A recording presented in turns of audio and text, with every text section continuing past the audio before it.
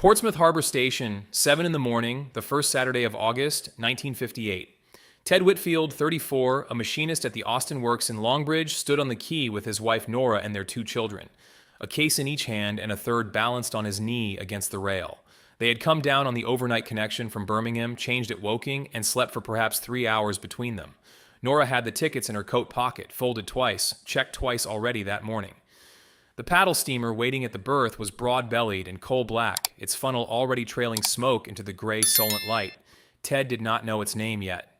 He would know it by the end of the fortnight the way he knew the names of the men on his line. The crossing itself was not the holiday. It was the door the holiday came through, and the Whitfields had been saving toward that door since the previous September. Before you can understand what the fortnight on the island meant, you need to understand what the crossing itself was doing. This was not a short ferry hop the way it is understood now. In the 1950s, a passenger boarding at Portsmouth Harbour for Ryde was choosing between a coal-fired paddle steamer and one of the newer diesel vessels British Railways had introduced after the war. Twin-screw ships built on the Clyde, faster and steadier, but still crossing the same half hour of open Solent water. The ship docked not at a town but at Ryde Pier head, over half a mile out to sea, where a small pier train carried passengers and luggage the length of the pier into Ryde itself.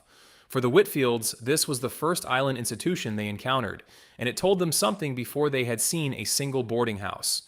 Getting here required effort, timing, and a fare that had to be planned for. That was, in its own way, the beginning of the prestige. A fortnight that started with a sea crossing was already a different fortnight from the one Birmingham offered on a Tuesday afternoon. Before we continue, if this kind of documentation is what you have been looking for, consider subscribing. Every video on this channel goes into one specific element of the British seaside holiday between 1920 and 1980. The boarding house, the promenade, the end of pier show, the crossing itself, and what each of these things meant for the people who organized their year around the fortnight they had saved for. Not nostalgia for kiss-me-quick hats. The documented social reality of an institution that gave some British families 14 days of not being who they were at the factory and turned others away at the boarding house door. What a Shanklin boarding house landlady gave a Midlands foundry family in August 1958, a fortnight of not being who the factory made them, was never something a package tour apartment in Majorca in the 1970s was built to provide. And if you took a ferry to a British island for your holiday, or your family did, put it in the comments. Did your family cross the Solent for the August fortnight? Which ferry, which pier, and which boarding house was waiting for you at the other end? Next time, the Isle of Wight holiday camp built to rival Butlins and what it offered the families who wanted every day of the fortnight organized for them. Back to the pier. Shanklin, Monday evening, the same August. The landlady who opened the door to the Whitfields was not unusual for the island, a woman running a 6-room guest house out of what had once been a single family's home, taking bookings by letter from October onward, keeping a ledger of who preferred which room and who required breakfast at what hour. Nora had written in February. She had specified 2 rooms and asked, as she always did wherever they went, about a cot for the youngest. The landlady's dining room sat 8 at 3 tables, breakfast at 8 and dinner at 6:30, and a set of house rules pinned inside the wardrobe door that Ted read once and did not need to read again. No bathing costumes worn indoors. Back by 10. No visitors after 9. What this arrangement gave Nora Whitfield was not glamour. It was a fortnight in which someone else decided what was for dinner, and she did not have to be the one who decided it. In Birmingham, that decision belonged to her 350 days a year. Here, for 14 of them, it belonged to a woman she had never met before October's letter and would write to again the following winter. The same August, the same kind of front door told a different story to a different family. Documented British social history of the period records that boarding houses across the country's seaside resorts operated what became known, plainly, as a color bar. No blacks, no Irish, no dogs was a phrase attested widely enough in the memory and record of the era that it survives as a fixed piece of documented social history, years before the Race Relations Act 1965 made refusing accommodation on the grounds of race unlawful, and years more before the 1968 Act closed the remaining loopholes. No verified record ties a specific incident to a named Isle of Wight address, and this script does not claim one. What can be said, and should be said, is broader and no less true.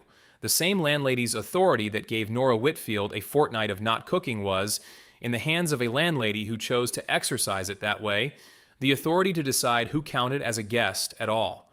The boarding house was a private house with a public sign in the window. That was precisely what made its welcome, where it was extended, feel personal, and its refusal, where it happened, feel total. Both were built into the same institution. Tuesday morning, Sandown Bay. This was the part of the fortnight the children had been waiting for since the bucket and spade came down off the shelf at home.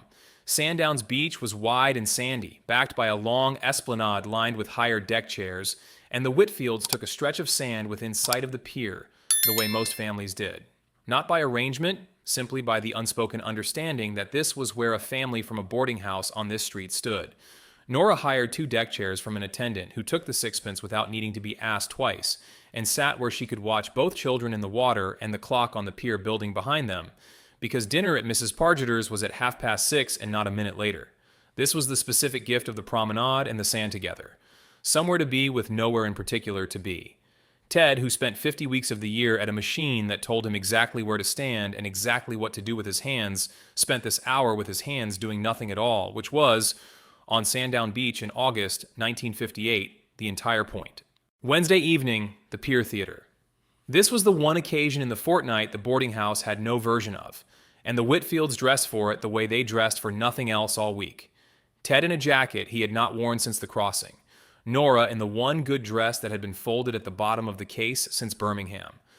The program was the standard summer season shape documented across British piers of the period. A comedian, a singer, a specialty act, a resident band, performers who had taken a season's engagement on the island the way other performers took one at Blackpool or Margate, playing to a different holiday audience every week of the summer and the same show most nights. For the children, this was the evening that got talked about on the way home and again in October. For Ted and Nora, it was something plainer and no less important.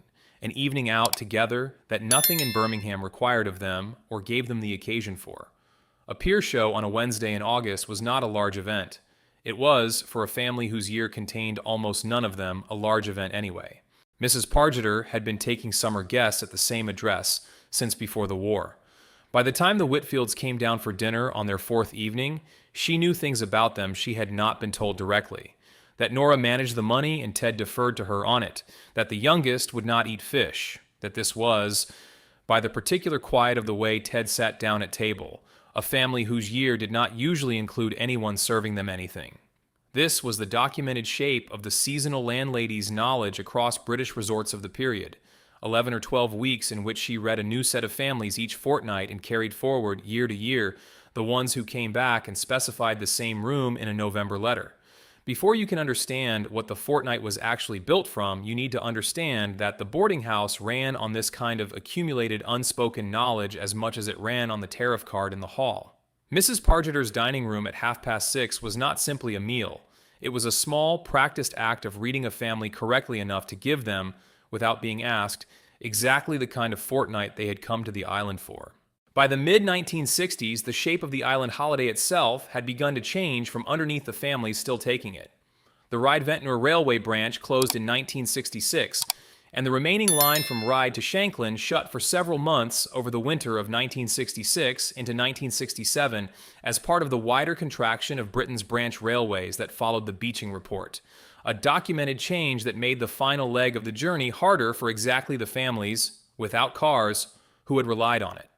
At the same time, the first mass package tours to Spain were beginning to put a fortnight in the guaranteed sun within reach of a wage that had previously bought a fortnight at Sandown or Shanklin. Neither change happened to the Whitfields' generation all at once. It happened the way most disappearances happen.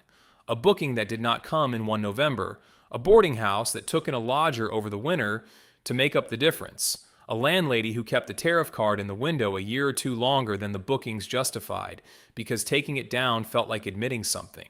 What the Spanish apartment offered was real and should not be dismissed. Guaranteed weather, a lower fare, no crossing to time against a dinner hour. What it had never been built to offer was a woman at 6:30 who already knew you did not eat fish.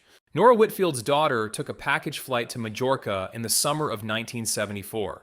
The apartment had a balcony and a pool and sun every day of the fortnight, and none of it required a paddle steamer, a pier train, or a dinner hour timed against a landlady's clock. She sent a postcard home to Birmingham. She did not go back to Mrs. Pargeter's, and by the end of the decade, Mrs. Pargeter had stopped taking summer bookings at all. What the Spanish holiday gave that generation was real, and this script has not pretended otherwise. What it was never built to give was a woman who already knew, from a letter written the previous November, which room caught the morning light and which child would not eat fish. Ryde Pier Head still stands. The Sandown Esplanade is still there, and so is the sand. What is largely gone is the particular accumulated unspoken knowledge that a fortnight's worth of island landladies once carried forward year after year for the families who wrote to them each November, and the fortnight itself, as the one guaranteed occasion in a working year that a family in Birmingham or anywhere else in industrial Britain could be certain of, arranged for a whole year in advance around a fixed date and a booked room. If this channel is going to keep documenting what the British seaside holiday was and what it meant to the people who shaped their year around it, subscribe. There are more boarding houses, more piers, more Wednesday evening shows, more crossings, and more landladies who knew which room you preferred before you asked. What a Shanklin boarding house landlady gave a Midlands foundry family in August 1958, a fortnight of not being who the factory made them, was never something a package tour apartment in Majorca in the 1970s was built to provide. And if you have a resort of your own, a boarding house, a promenade, a pier, a fortnight, put it in the comments. Did your family cross the Solent for the August fortnight? Which ferry, which pier, and which boarding house was waiting for you at the other end? Next time, the Isle of Wight holiday camp built to rival Butlins, and what it offered the families who wanted every day of the fortnight organized for them.